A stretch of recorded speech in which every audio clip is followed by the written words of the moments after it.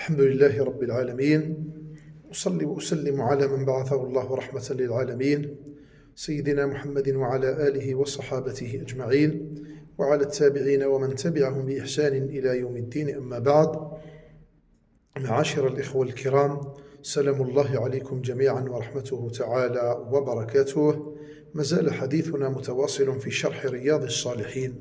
وصلنا في باب الاقتصاد في الطاعة إلى قول المصنف رحمه الله تعالى: وعن عبد الله بن جابر بن سمرة السوائي رضي الله عنه قال: كنت أصلي مع النبي صلى الله عليه وسلم الصلوات، فكانت صلاته قصدا وخطبته قصدا.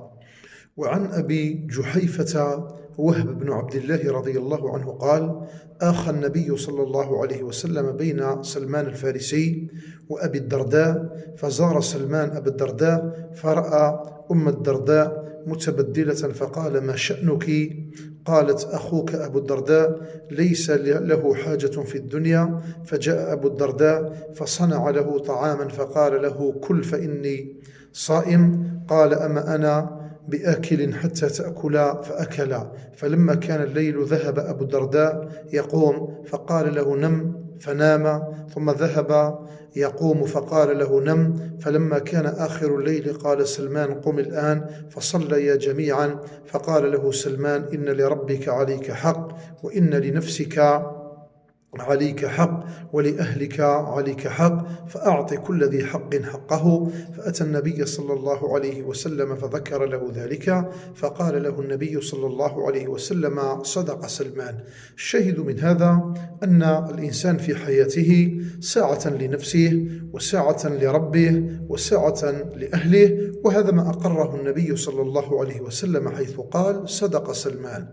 وعن أبي محمد عبد الله بن عمرو بن العاص قال: أخبر النبي صلى الله عليه وسلم أني أقول: والله لأصومن النهار ولا أقومن الليل ما عشت. فقال النبي عليه الصلاة والسلام: أنت الذي تقول ذلك؟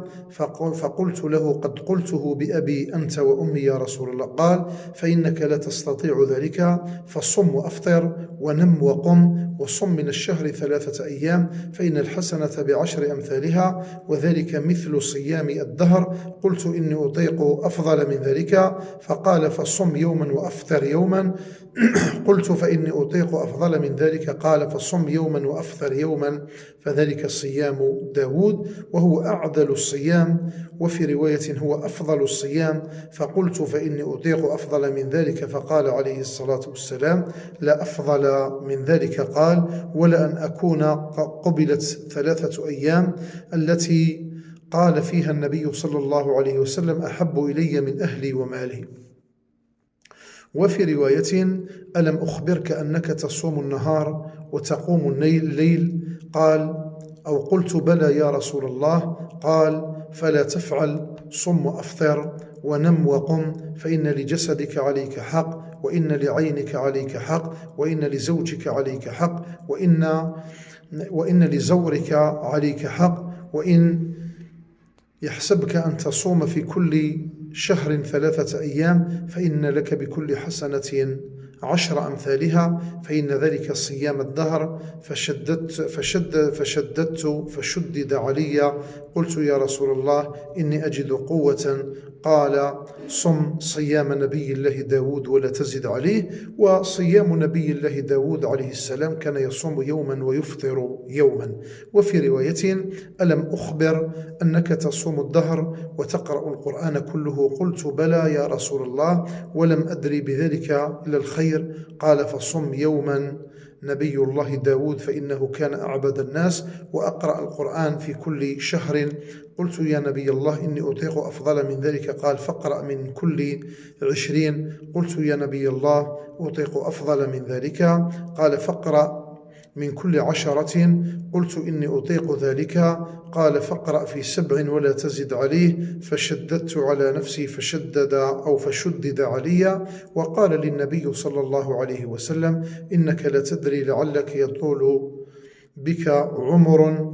قال: فصرت إلى الذي قال النبي عليه الصلاة والسلام: فلما كبرت وددت أني كنت قبلت رخصة النبي صلى الله عليه وسلم. وفي رواية: وإن لولدك عليك حق، لا صيام من صام الأبد. وفي رواية: أحب الصيام إلى الله تعالى صيام داود، وأحب الصلاة إلى الله تعالى صلاة داود، كان ينام نصف الليل ويقوم ثلثه وينام سدسه، وكان يصوم يوما ويفطر يوما، ولا يفر إذا لقى، يعني لا يفر من ملاقاة العدو. ومنه أيضا حديث آخر، وهو حديث أبي ربعي حنظلة بن الربيع الأسيدي الكاتب، كان أحد كتاب النبي عليه الصلاة والسلام. قال: لقيني أبو بكر فقال: كيف أنت يا حنظلة؟ قلت: نافق حنظلة. قال: سبحان الله، ما تقول؟ قلت: نكون عند رسول الله نذكر الجنة والنار كأننا نراها رأي العين، فإذا خرجنا من عند رسول الله صلى الله عليه وسلم عافسنا الأزواج والأولاد والضيعات، نسينا كثيرا. قال أبو بكر: فوالله إنا لنلقى مثل ذلك. فانطلقت أنا وأبو بكر حتى دخلنا على رسول الله صلى الله عليه وسلم، فقلت: نافق حنظلة يا رسول الله. قال صلى الله عليه وسلم: وما ذاك؟ قلت: نكون عندك تذكرنا بالنار والجنة كأننا نراها رأي العين، فإذا خرجنا من عندك عافسنا، يعني خالطنا الأزواج والأولاد والضيعات. فقال عليه الصلاة والسلام: والذي نفسي بيده لو دمتم على ذلكم الحال لصافحتكم الملائكة على فرشكم وفي طرقكم، ولكن يا حنظلة ساعة وساعة. وآخر ما جاء في هذا الباب هو حديث ابن عباس، بينما النبي عليه الصلاة والسلام يخطب إذا هو برجل قائم فسأل عنه، فقال: أبو إسرائيل نذر أن يقوم في الشمس ولا يقعد ولا يستظل ولا يتكلم ويصوم، فقال عليه الصلاة والسلام: مروه فليتكلم وليستظل وليقعد وليتم صومه. يعني النبي عليه الصلاة والسلام يأمر هذا الرجل أن يقتصد في العبادة، حتى النذر الفاسد كما يسميه الفقهاء أو النذر الباطل لا بد على صاحبه ألا يفي به، كما قال النبي عليه الصلاة والسلام لهذا الرجل: مروه، يعني أن يتكلم بعدما نذر أن لا يتكلم، وأن يستظل بعدما نذر أن لا يستظل، ويقعد بعد أن نذر أن يبقى واقفا ويكمل صومه. فهذا هو أمر النبي صلى الله عليه وسلم في الاقتصاد في الطاعة، والله الموفق وهو يهدي السبيل. وصل اللهم وسلم وبارك على سيدنا محمد كثيرا إلى يوم الدين، وآخر دعوانا أن الحمد لله رب العالمين، والسلام عليكم ورحمة الله تعالى وبركاته، وإلى باب آخر إن شاء الله تعالى.